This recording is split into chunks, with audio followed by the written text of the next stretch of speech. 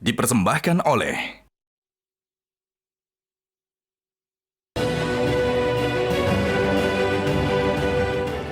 Selamat malam para pemirsa, ketemu lagi di Hot Room dengan saya Hotman Paris.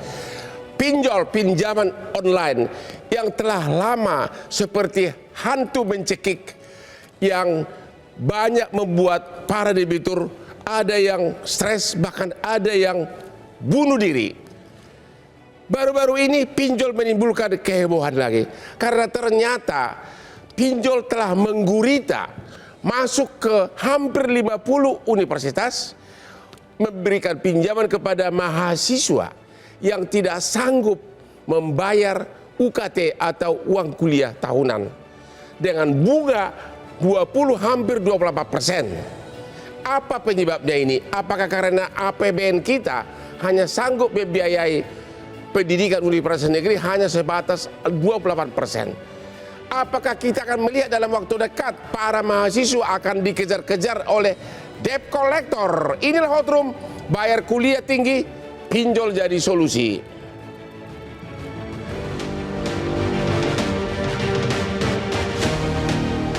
Ada sebuah ungkapan menarik dari seorang tokoh dunia, Nelson Mandela.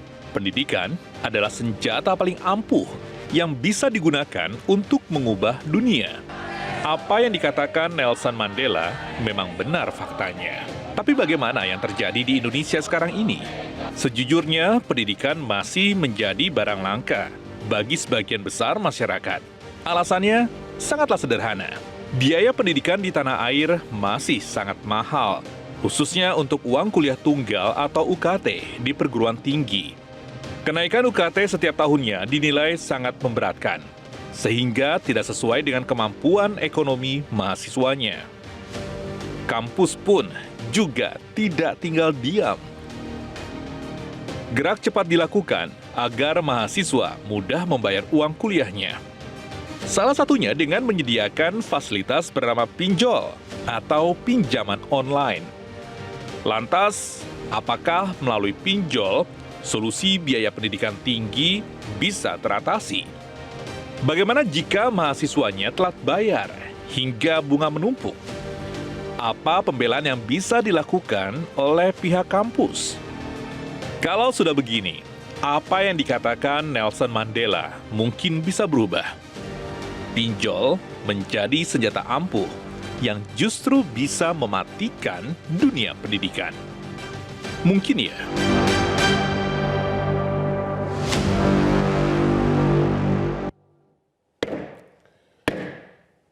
Namun apapun masalahnya, kunci kesuksesan Hotman, seberat apapun pikirannya stres, salah satu obatnya adalah white coffee, kopi luwak. Itulah yang membuat Hotman selalu sukses dalam keadaan apapun karena saraf saya tetap terkontrol dengan kopi kesayangan saya, white coffee, kopi luwak. Udah, nikmat banget. Oke, kita lihat dulu grafis berikut ini.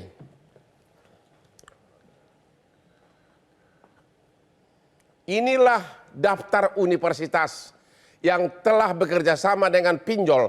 Jumlahnya hampir 50 kampus.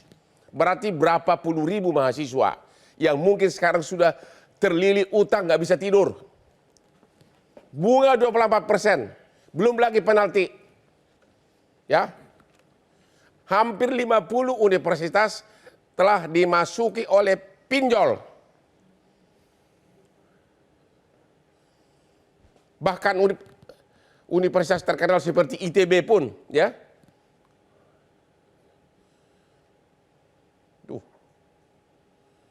Ini ITB nih.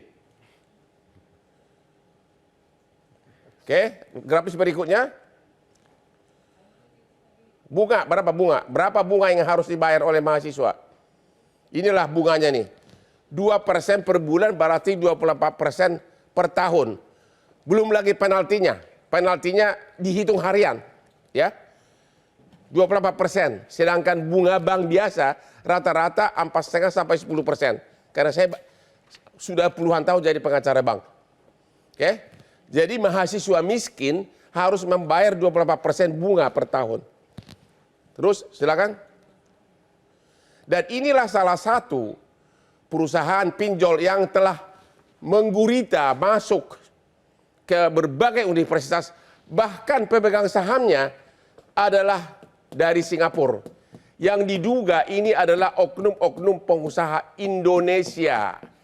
Inilah yang sekarang hampir mayoritas menguasai pasar pinjol di hampir 50 universitas. Sekarang saya mau tanya kepada dari ITB nih, ya. Yogi Saputra, Ketua Kabinet Keluarga Mahasiswa ITB. Hari ini kita nonton di TV banyak demo di ITB. Apa yang terjadi? Silakan. Baik Bang, sebelumnya perkenalkan Bapak Ibu sekalian, saya Yogi Saputra selaku Ketua Kabinet Keluarga Mahasiswa ITB. Ya. Jadi apa yang sebenarnya terjadi di ITB, awalnya ini sebenarnya nggak berawal dari masalah pinjol ini sendiri Bang. Ya. Jadi semua masalah di ITB itu awalnya bermula di saat Ibu Rektor saat ini mengeluarkan suatu kebijakan baru yang mana pada intinya memaksa atau tanda kutip mengancam para mahasiswa yang masih memiliki tunggakan UKT untuk dapat cuti kuliah. Sedangkan kami para mahasiswa sebenarnya sudah sangat dibiasakan lah oleh suatu pepatah bahwasanya ketika seorang mahasiswa sudah berhasil masuk ITB, kita akan dijamin, kita tidak akan mengalami kendala akademik dengan masalah finansial tadi. Sehingga ketika kebijakan ini kemudian mencuat, kami dari teman-teman mahasiswa ini merasa terancam bahwasannya kurang lebih 300 total dari mahasiswa kami itu terancam cuti Bang. Sehingga di tengah kekisruhan tersebut, kemudian pada salah satu laman website ITB, di situ website untuk membayarnya kemudian mempromosikan salah satu opsi pinjaman online atau mungkin fintech yang kemudian disebut tadi sebagai Dana Cita. Baru kemudian setelah... Itu baru aja atau apa?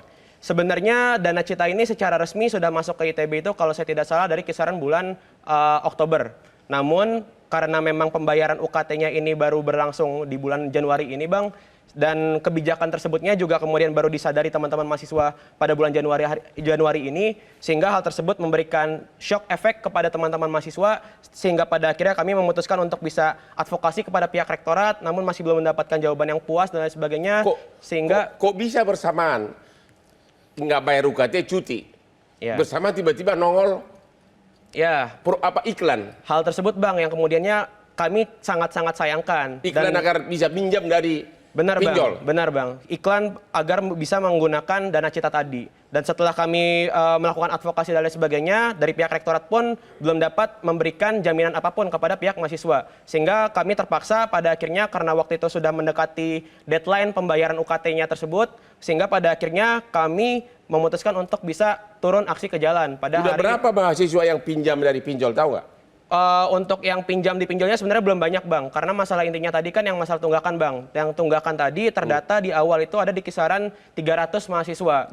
Dan pada akhirnya kami melakukan negosiasi dan lain sebagainya, kemudian disepakati kemarin ketika kami perwakilan teman-teman dari KM bertemu dengan Ibu Rektor, bahwasannya disepakati bahwasannya pertama dari total 300 tadi dapat disepakati jaminan untuk 182 teman-teman mahasiswa untuk dapat melakukan kuliah, dan juga yang kedua bahwasannya dari pihak ITB ini untuk sementara meniadakan opsi Dana Cita tersebut dari promosi utamanya. Namun di sini bukan berarti bahwasannya ITB langsung memutus hubungan dengan Dana Cita tersebut Bang. Terima kasih itu. Pak Encik, Asosiasi Pinjol, bisa dijelaskan berapa sih bunga yang kalian berikan kepada kami yang miskin ini?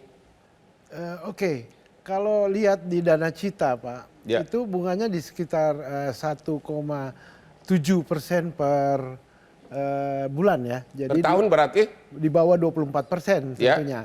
Ya kan, itu pertama. Tetapi hari ini yang perlu kita... itu tadi belum lagi penalti ya? Belum. Kalau 28% plus penalti? Yes.